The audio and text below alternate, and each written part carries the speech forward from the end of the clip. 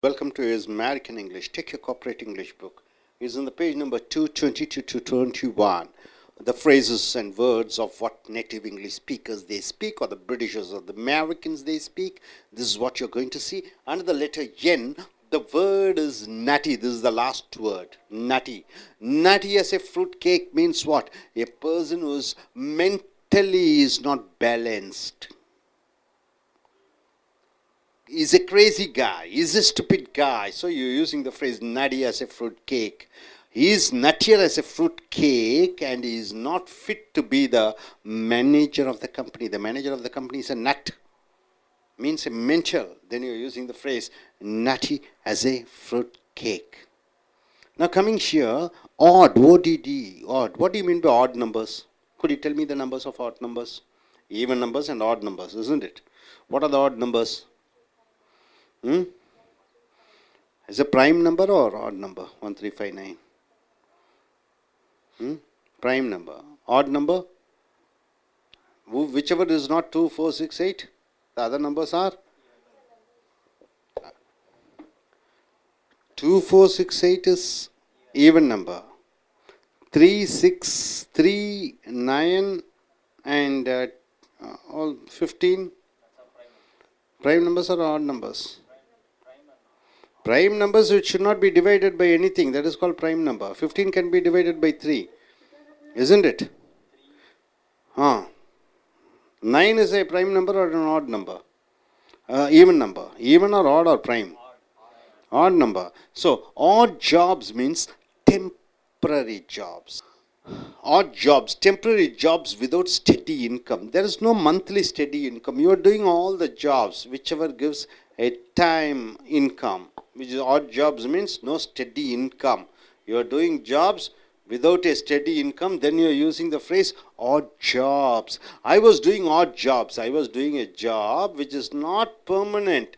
Before I became a government employee, before I became a government employee, I was doing very ordinary work. They will call me, I will go, I will do the job and come, they will give me some income.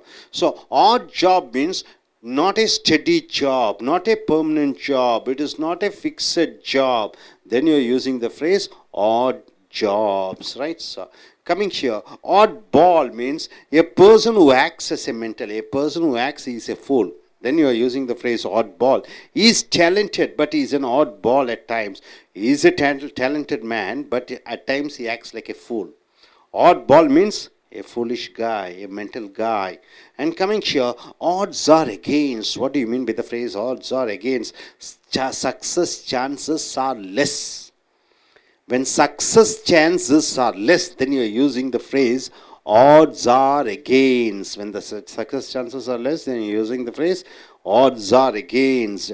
Today there is a heavy rain. The odds of conducting the function are against. It is heavy rain. So the odds of conducting cricket match are against means there is very, very less chance of conducting cricket match. So odds are against means the happenings is going to be less, success chances are less. You got it, sir? So my dear friends, nutty as a fruit cake means what? Mentally not a balanced and crazy and stupid guy. Odd jobs means temporary jobs without any permanent income. Odd ball means a person who is mentally sick or mentally stupid guy.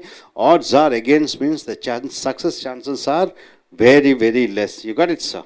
Coming here, odds are ends means ordinary things or ordinary items. Ordinary things or ordinary items. So, or ordinary items. OR. Odds are ends. Odds are ends means what? Odds and ends. Got.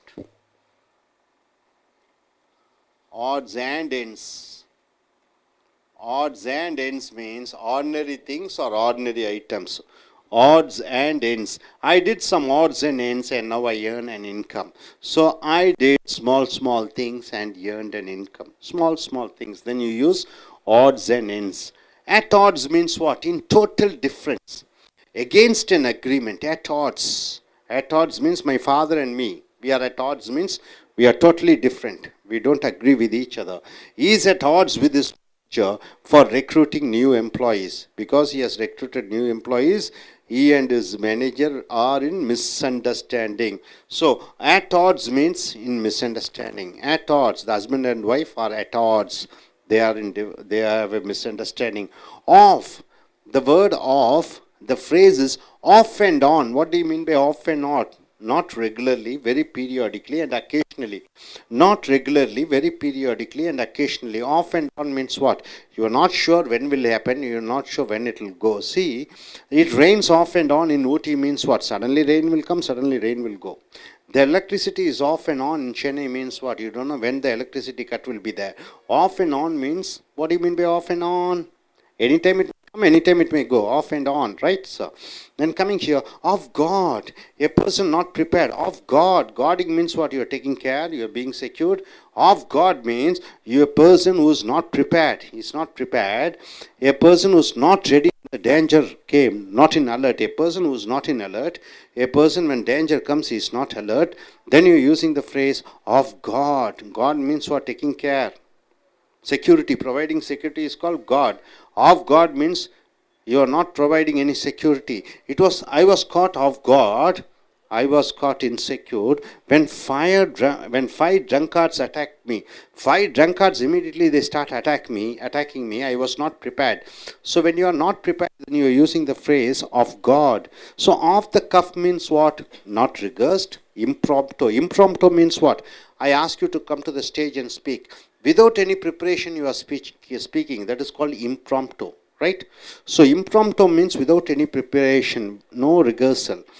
Off the cuff. I don't like her off the cuff remarks in the meeting. In the meeting, she started speaking without any thinking. So off the cuff means without any preparation. So my dear friends, odds and ends means what? Ordinary things or ordinary items.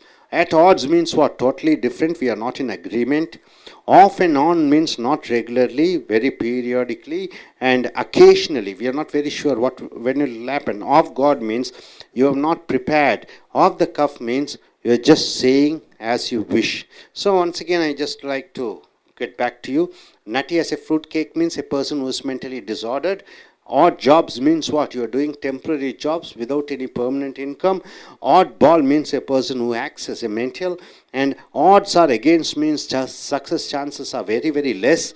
And sure, odds and end means ordinary things or ordinary items. At odds means total misagreement between each other. Off and on means not regularly. At times it will come and at times it will go.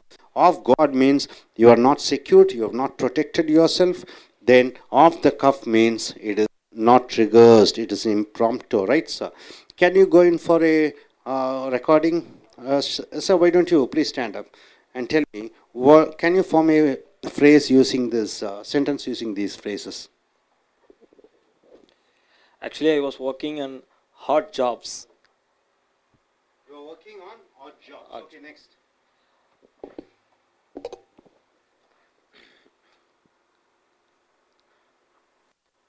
Odds are against in exam time.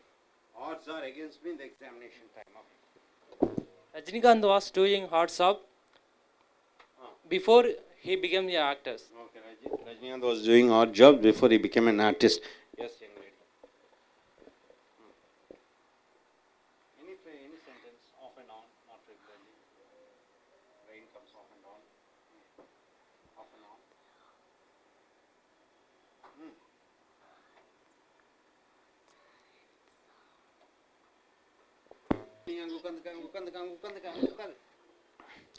Young lady, please stand up. You have to form a sentence using one of the phrase. Could you form a sentence? Yes. Yes. Electricity is off and on in Chennai.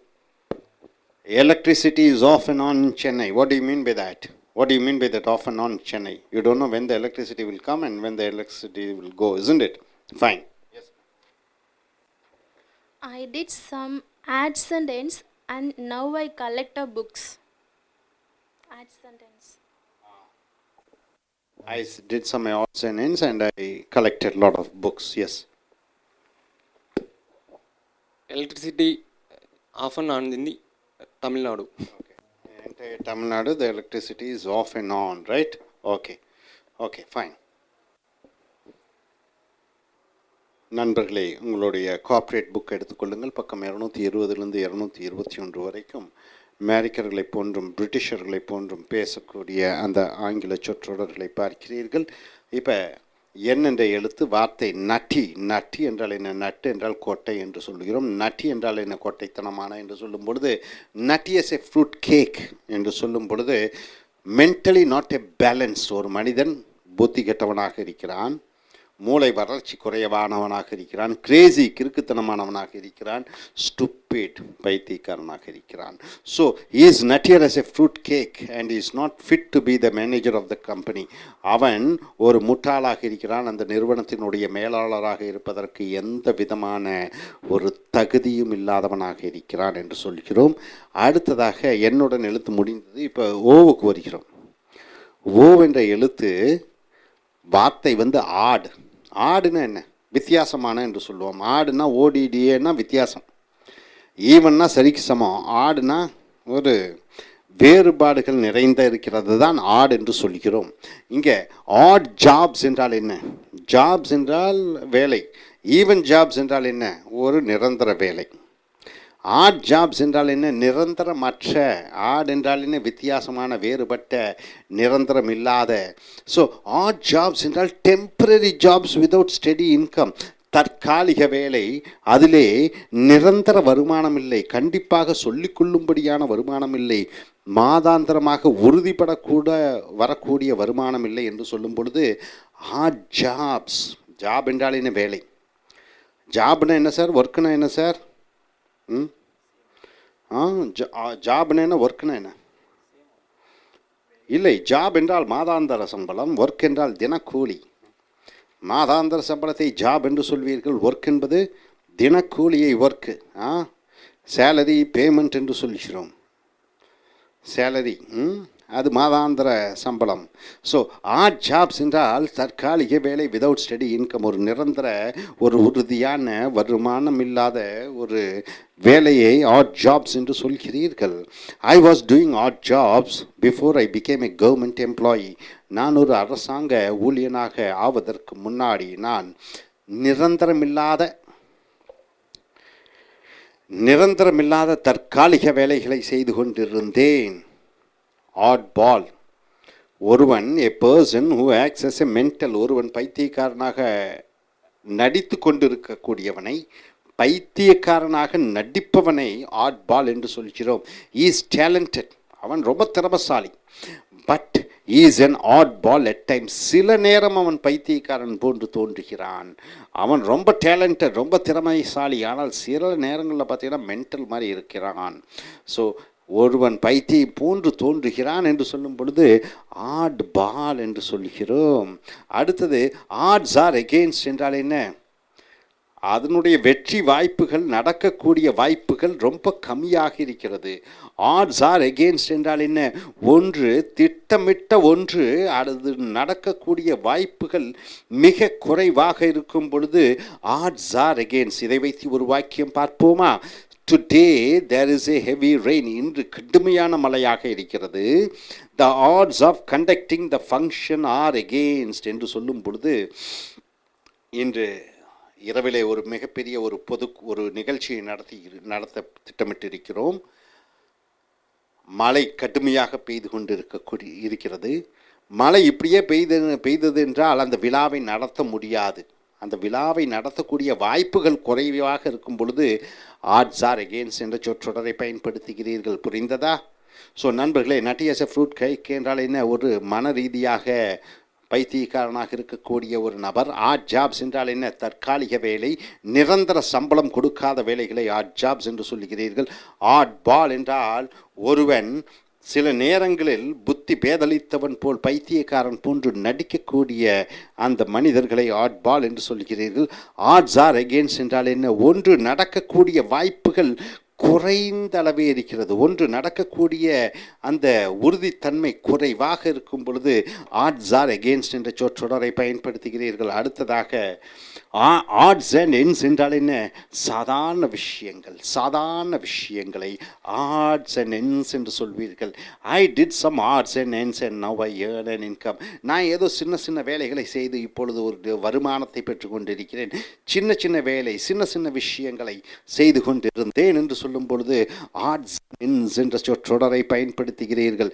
So odds and ends. அடுத்தது at odds. இதை வைத்து ஒரு வாக்கியம் அமைக்க முடியுமா? At odds என்றால் என்ன? இன் total difference. எனக்கும் அதற்கும் ஒற்று வரவே வராது. எனக்கு அதற்கும் எந்த விதமான ஒரு சரிக்கு சமமான நிலையே கிடையாது. Against an agreement. அப்போ அட் ஆட்ஸ் என்றால் என்ன? ஒத்து வருவதில்லை. இதை வைத்து ஒரு வாக்கியம் பாருங்கள். Is at odds with this manager. அவனுக்கும் அவன் மேலாளருக்கும் ஒத்து போவதே இல்லை. இஸ் அட் ஆட்ஸ் என்றால் ஒத்து போவதே இல்லை. For recruiting new employees. புதிய வேலைக்காரர்களை நியமனம் செய்வதில் இவனுக்கும் அந்த மேலாளருக்கும் ஒத்து போவதே இல்லை. அப்போ ஒத்து போவதே இல்லை என்று சொல்லும் பொழுது at odds. Husband and wife are at odds என்றால் என்ன? கணவனும் மனைவியும் ஒற்று மன ரீதியாக அந்த புரிந்து கொள் தன்மை இல்லை. அடுத்தது ஆஃப் என்றால் உங்களுக்கு தெரியும். ஆஃப்னா கரண்ட் ஆஃப் பண்ணுறது. ஆஃப் அண்ட் ஆன் என்றால் என்ன? ஆஃப் பண்ணிவிட்டு ஆன் பண்ணுறீங்க. அப்படி என்றால் என்ன? அது நாட் ரெகுலர்லி. அது ஒவ்வொன்றும் ஒரு உறுதியாக சொல்ல முடியாத ஒரு நிலைப்பாடு. Very periodically and occasionally. அப்பப்போ வரும், அப்பப்போ போகும், அப்பப்போ வரும், அப்பப்போ. ஆஃப் அண்ட் ஆன் என்று சொல்கிறீர்கள். It rains off and on in Ooty என்றால் என்ன? ஊட்டி மலையிலே மழை வருகிறது போகிறது, மழை வருகிறது போகிறது. அதை சொல்ல முடியாது எப்படி என்று.